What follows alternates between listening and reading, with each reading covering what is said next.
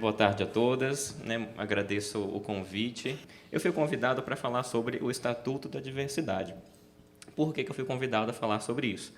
Porque, como dizia ali, aliás, foi dito pela Lilian na apresentação e estava escrito aqui no painel anterior, eu componho a Comissão da Diversidade Sexual e Enfrentamento à Homofobia no Conselho Federal da OAB, que na realidade se chama Comissão Especial de Diversidade de Gênero.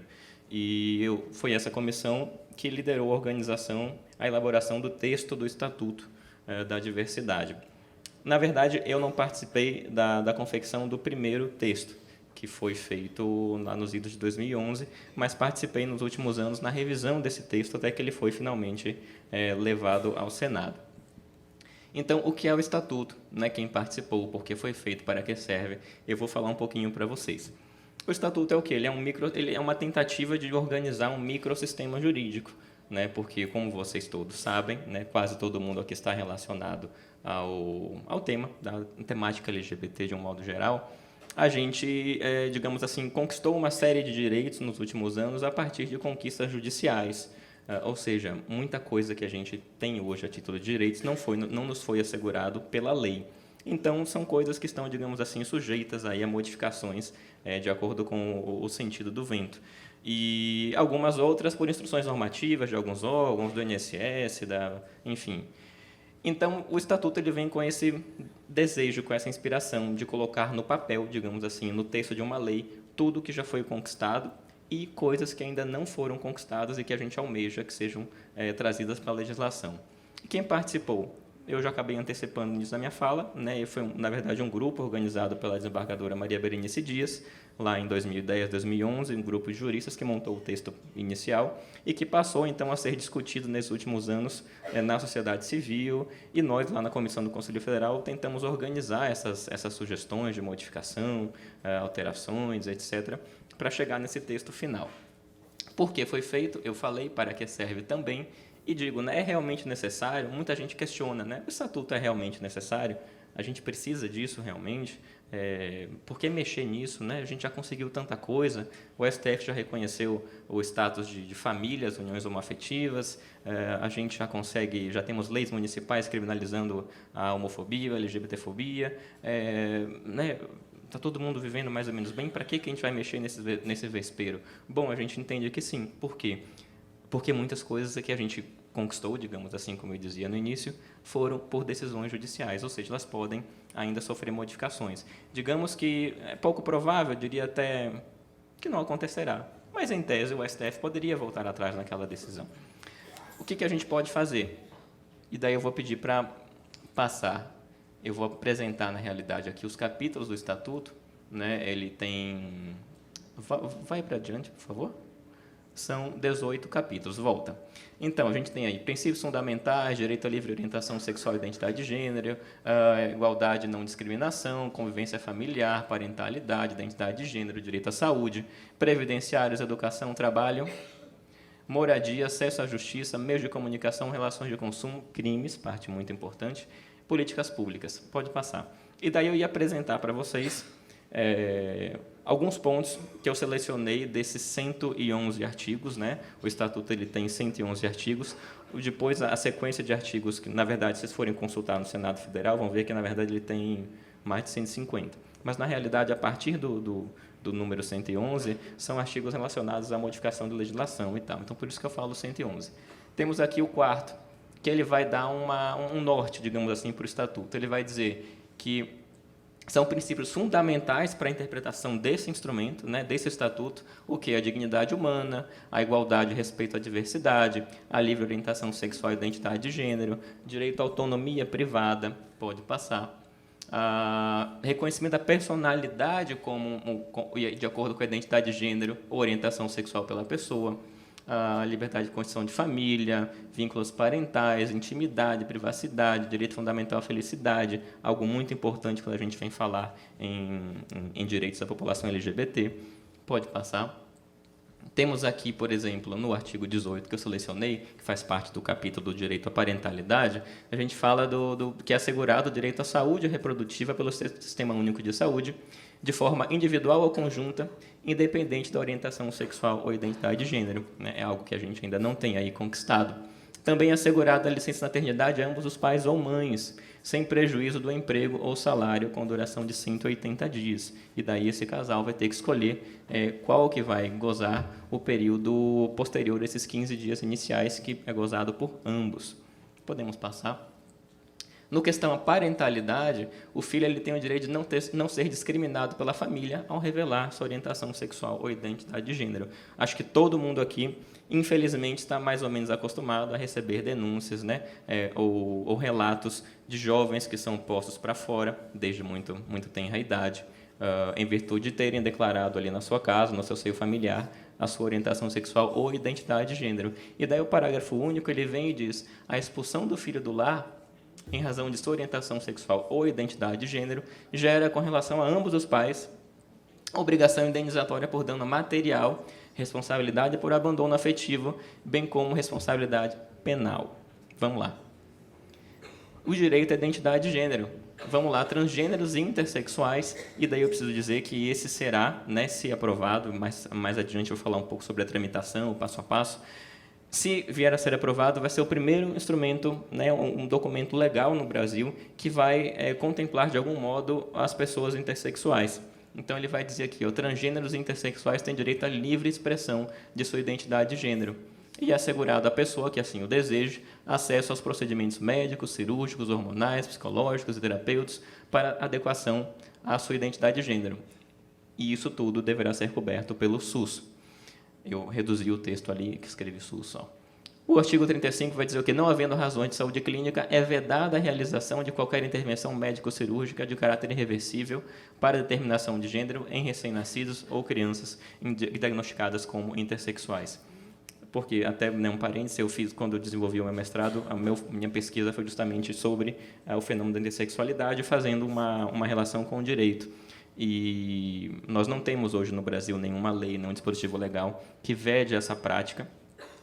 E, na realidade, é uma prática incentivada pelo Conselho Federal de Medicina, porque ele tem uma normatização que data de 2001 ou 2003, me falha agora a memória, que ele vem dizer que a intersexualidade é um fenômeno social de urgência e que precisa ser tratado como tal. Então, ele diz assim, médicos, operem, adequem esses corpos, né?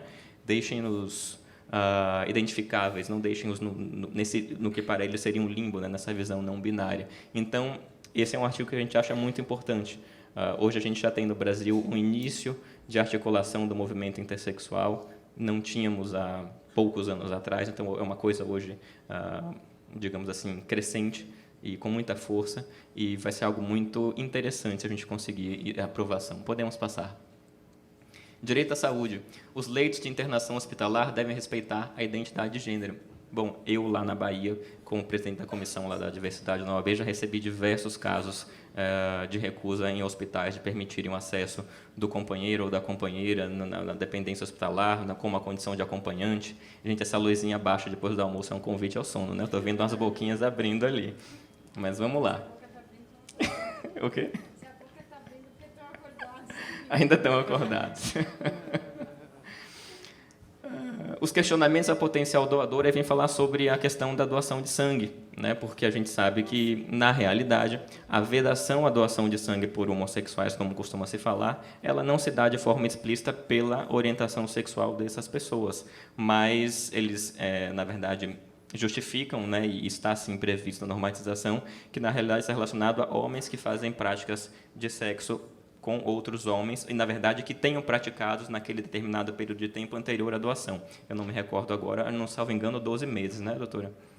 Então, o artigo 48 ele vem para dizer que esse questionamento a potencial doador de sangue deve se limitar a eventuais práticas sexuais de risco, e não jamais relacionadas à sua orientação sexual ou identidade de gênero.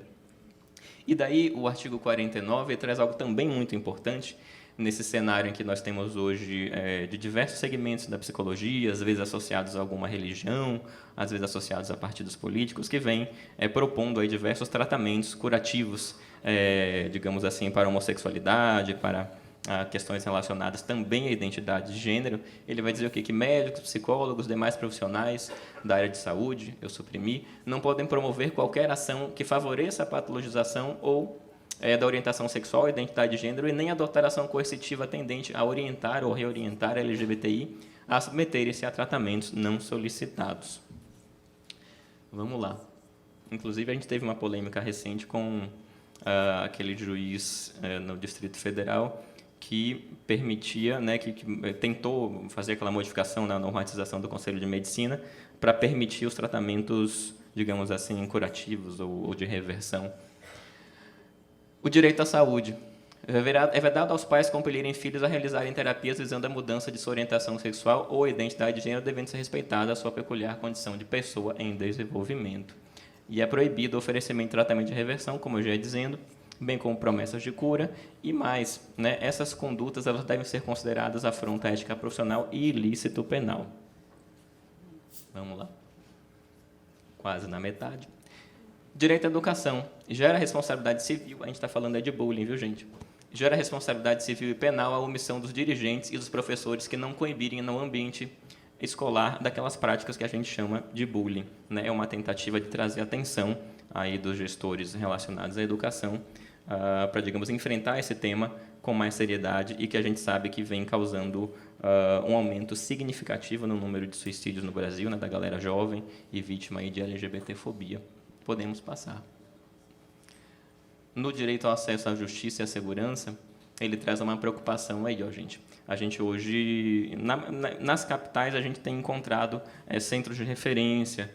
No entanto, os estados, Distrito Federal e municípios devem criar centros de atendimento especializado para assegurar a atenção LGBTI em situação de violência, de modo a garantir sua integridade física, psíquica, social e jurídica. Ou seja, são aqueles centros de referência multidisciplinar. Vocês têm aqui em São Paulo, a gente tem hoje em Salvador, né, por exemplo, lá funcionando em âmbito municipal, pela primeira vez, né, da gestão do prefeito atual, e temos em fase de implantação lá na Bahia, em âmbito estadual também. O artigo 81 ele vai dizer que devem ser criadas delegacias especializadas para o atendimento à população LGBT. Também não temos lá na Bahia ainda, por exemplo. Vocês aqui em São Paulo têm, né? Nós não temos e nós sabemos que é algo extremamente importante. Por exemplo, veja só, né? A gente tem hoje implantadas em todo o Brasil as delegacias de atendimento à mulher. E nós sabemos que elas ainda não funcionam como deveriam funcionar, apesar de existirem há muitos anos e apesar de todo o investimento em capacitação dessas pessoas que atuam lá dentro. E a gente ainda não tem um atendimento de qualidade, a gente ainda vê as mulheres sofrendo no atendimento a essas delegacias. Imagine quando a gente vai falando de pessoa LGBT, principalmente das pessoas trans. Então, é uma discriminação muito grande quando elas se reportam às delegacias. Vamos lá. Direito ao acesso à justiça e à segurança. O poder público deve criar centros de referência contra a discriminação na estrutura da Secretaria de Segurança Pública. Podemos ir. Meios de comunicação. Bom, quem nunca viu, né, os meios de comunicação tratando do travesti, né, colocando o travesti naquela situação de vexatória, ou o travesti morto, né, desrespeitando ali a honra daquela pessoa e da sua família. Quando eu falo o, né, gente, obviamente estou tentando demonstrar como esses apresentadores de televisão não sabem nem se referir à identidade de gênero das pessoas, tratam de forma jocosa, isso realmente é bastante recorrente. Então, essa previsão aí do Estatuto, ela vem tentando coibir essa prática. Relações de consumo, né, teve essa preocupação também no Estatuto. Nenhum estabelecimento público ou aberto ao público pode impedir acesso ou estabelecer restrições, obviamente, em face da orientação sexual ou identidade de gênero dessas pessoas. Vamos lá. Já está acabando. Essa, gente, eu acho que é a parte mais importante do Estatuto, porque ela vem criar os tipos penais. E ela faz uma separação por uma série de crimes, né? O primeiro deles é o crime de intolerância por orientação ou identidade de gênero. IG ali, identidade de gênero. Então, vamos lá. Pode voltar, na verdade, praticar as condutas discriminatórias previstas no artigo 10º dessa lei, em razão da orientação sexual ou identidade de gênero. O artigo 10 ele traz lá várias hipóteses do que é a discriminação por orientação sexual ou identidade de gênero, justamente para poder fechar esses tipos penais. Pena reclusão de 1 a 5 anos. Parágrafo único. Sujeita-se à mesma pena quem proferir discursos de ódio, afirmando a inferioridade, incitando a discriminação ou ofendendo coletividades de pessoas em razão de sua orientação sexual ou identidade de gênero. E daí o artigo seguinte, ele vai falar sobre os crimes de indução à violência. Induzir alguém à prática de violência de qualquer natureza motivada por preconceito. Na verdade, a palavra não ficou correta, até relendo agora, né? Na verdade, eu sempre faço uma distinção de preconceito e discriminação que eu aprendi com Samuel Vida, né, lá da Bahia, que é um professor da UFBA, militante das questões relacionadas às questões raciais, e eu nunca me esqueci, né? Ele disse, você diferencia o seguinte, preconceito todo mundo tem, né? Está aqui dentro da cabeça, eu tenho, você tem, Lilian tem, a doutora Marília tem, Dimitri tem, todo mundo tem preconceito, até a Tchaka tem. O problema é quando a gente materializa esse preconceito em atos discriminatórios. E aí, essa é a fronteira que não pode ser ultrapassada. Então, na verdade, o artigo 98 ele queria dizer o quê? Que induzir alguém à prática de violência ou qualquer natureza motivado por discriminação em virtude de sexo, gênero, orientação sexual, identidade de gênero, vai incidir em uma pena de reclusão de 1 a 3 anos, além da pena aplicada à violência, o fato não constitui crime mais grave. E o artigo 99, ele vai falar sobre os crimes decorrentes da discriminação no mercado de trabalho. Deixar de contratar alguém ou, na verdade, é o seguinte, acho que vai falar sobre a questão de promoção, né? Não é só deixar de contratar, mas é como é o relacionamento no ambiente de trabalho e se aquela pessoa passa a não conseguir galgar passos mais, digamos assim, distantes, né, do seu cargo de entrada, né, subir na carreira, e se essa discriminação, né, se o preterimento dessa pessoa se deu por conta da sua orientação sexual e identidade de gênero. Podemos passar.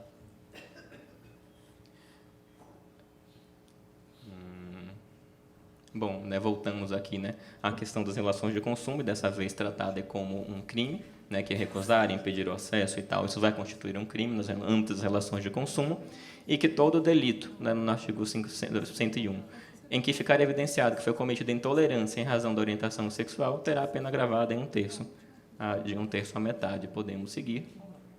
Violência doméstica, porque nós temos hoje a Lei Maria da Penha, que fala da violência doméstica, e ela, inclusive, foi a primeira lei federal que contemplou, de algum modo, a questão LGBT, né, quando ela contemplou a violência entre pessoas do mesmo sexo, no caso, entre mulheres que vivem, enfim, e essa violência tenha surgido em virtude desse vínculo afetivo. Mas aí o Estatuto ele vai, obviamente, tentar criminalizar todas as hipóteses, digamos assim, envolvendo a população LGBT, e não somente entre as mulheres, como a Lei Maria da Penha. Então, a violência doméstica ela passa a ser criminalizada né, quando envolvendo pessoas LGBT, e lá no finalzinho, acho que esse é o último artigo que eu trago, que é o 110, ele vai falar que a violação de quaisquer direitos garantidos nesta lei ensejará o dever do responsável em indenizar a vítima de discriminação por danos morais. É uma grande dificuldade que a gente tem hoje, porque quando alguma pessoa é vítima de alguma discriminação, algum ato discriminatório, em virtude da sua orientação sexual e identidade de gênero, e ela busca o judiciário para buscar algum tipo de indenização, ela diz, bom, eu vou fazer doer no bolso dessa empresa ou desse estabelecimento que me expulsou. A gente teve um caso lá em Salvador com os professores num bar, por exemplo, em que o segurança, por exemplo, agrediu Teve uma briga, né, entre um rapaz homossexual e um outro frequentador do bar, e o homossexual foi agredido pelo segurança, né? Ele tomou parte, um professor e tal, e criou toda uma celeuma. Então, é muito difícil a gente hoje conseguir provar na justiça que aquela situação ocorreu por conta da orientação sexual, identidade de gênero, e enfim, né? Como a gente daí não consegue as condenações. Vamos lá. A tramitação do Estatuto. Como é que ela começou? A ideia inicial era que esse estatuto ele nascesse por iniciativa popular. Então, a doutora Maria Berenice Dias, ela ficou nos últimos anos colhendo assinaturas, aí, mobilizando o pessoal no Brasil inteiro. Com certeza, pelo menos metade aqui dessa plateia já assinou aquele papelzinho do Estatuto da Diversidade. Jimmy já assinou uns 50, né, Jimmy? E daí, só que precisava se juntar 1%, é o equivalente a 1% de todo o eleitorado do Brasil para que essa iniciativa para que esse projeto de lei por iniciativa popular fosse aceito. Eu não sei hoje qual o número do nosso eleitorado, alguém sabe? Então, seriam mais ou menos 1.500.000 assinaturas, Jimmy está me atualizando aqui. Bom, em todos esses anos nós conseguimos aproximadamente 100.000 assinaturas, veja só. E daí veio a ideia, num dia, num evento lá em Minas Gerais, há não muito tempo, com um senador que estava lá presente, veio a ideia, não, vamos fazer o Estatuto andar e entrar via Comissão de Direitos Humanos do Senado. A gente tem uma previsão regimental, a gente junta essas 100.000 assinaturas, junta o encaminhamento do Conselho Federal da OAB, e a gente consegue que ele entre por essa portinha lá da Comissão de Direitos Humanos do Senado, e daí foi via essa chamada Sugestão 61 de 2017, e daí quem ficou com a relatoria foi a senadora Marta Suplicy. Vamos lá? Está acabando?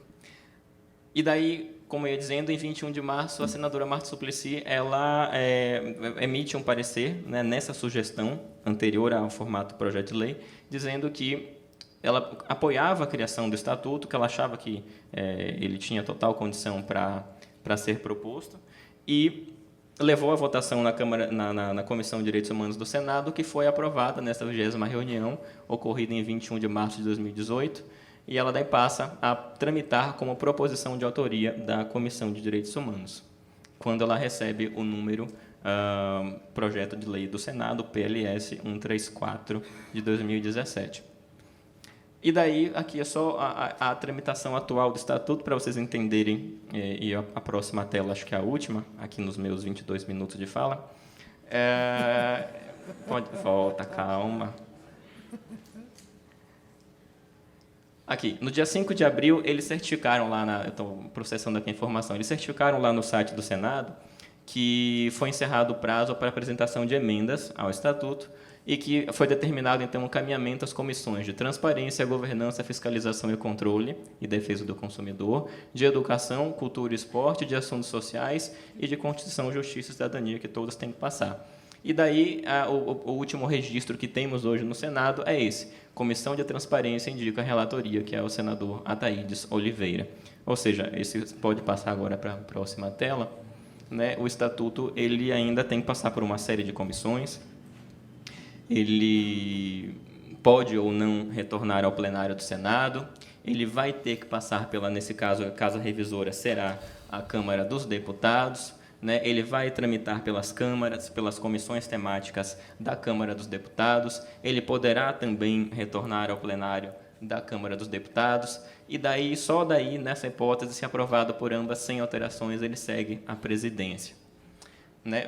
A presidência ainda pode, obviamente, impor vetos no texto do Estatuto, e eles podem, né, se aprovado por maioria absoluta de ambas as casas legislativas, pode haver a reversão aí desses vetos presidenciais, e tudo isso, né, você percebe, na verdade, que é uma tramitação muito longa, muito, digamos assim, tortuosa, e para que ele vingue será necessário realmente uma grande articulação em âmbito nacional e a realização de acordos, né, de negociação entre lideranças e o governo. Vamos, né? E aí, alguém disse aí, e aí, né? É o que convido vocês a entrarem no site do Senado Federal. Vocês colocam lá Consulta Pública PLS 134/2018 e vocês podem clicar ali no votar e vocês vão ter que fazer um cadastrozinho, quem não tem, é super simples, para, digamos assim, impulsionar a aprovação dele. Essa tela eu peguei ontem, como vocês podem ver, o não está ganhando, né? Nós temos aí 26.512 sim e 35.920 não. Inclusive, a gente fez uma denúncia ao Senado, porque em algum momento nesses últimos meses, quando você fazia lá a consulta, quando você fazia a solicitação lá para consultar o estatuto e votar, ele aparecia o não primeiro. Tipo, sugerindo, né, que você apertasse o não de modo mais fácil. A gente fez pela Comissão do Conselho Federal uma denúncia porque ele já estava, de algum modo, incentivando você a clicar o não. Não sei se foi um erro do sistema ou algo mais. Pode passar? Aí, acabou, gente. Aí, meu contato, né, felipe.garbelotto@hotmail, meu telefone, Instagram. Falei nos meus 25 minutos, portanto, tenho 5 minutos de crédito que eu vou passar aqui para a mesa usar como quiser. Muito obrigada. Muito obrigada.